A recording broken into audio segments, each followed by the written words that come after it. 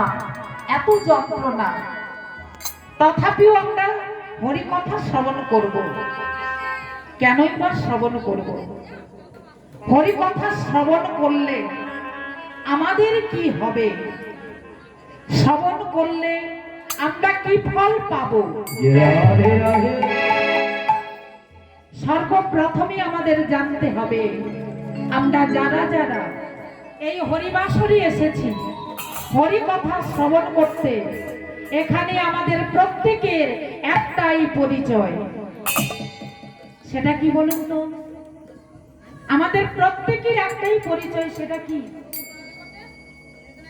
শিশুর নেহারি লক্ষ্য মাতৃস্তন পানে, মাতালের স্থির লক্ষ্য মদিরা সন্ধানে, সতে খুঁজে পুঁজিবারে পতির চরণ, কুলোটার লক্ষ্য শুধু ঘরে পরমন।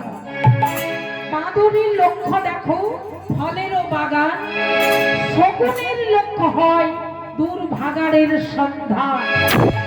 জ্ঞানীর লক্ষ্য তর্ক উপার্জন, ভক্তির লক্ষ্য হয় শ্রীহরির চরণ। তাহলে আজকে আমরা ভগবত প্রেম, ভগবানের কৃপা পাওয়ার জন্য, ভগবানের চরণ পাওয়ার জন্য আজকে এখানে আমরা ছুটে এসেছি। এখনই আপনারা বলবেন, মা তুমি তো বলছো ভগবানের চরণ পাওয়ার জন্য আমরা ছুটে এসেছি। এবার বলো তো মা, ভগবানের চরণ যদি আমরা পাই তাতে আমাদের কি লাভ হবে? কি মা, তাই তো?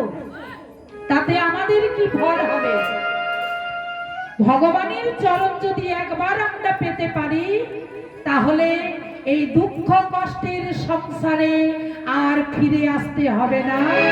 আমরা সবাই সেই গোবিন্দ চরণের দাস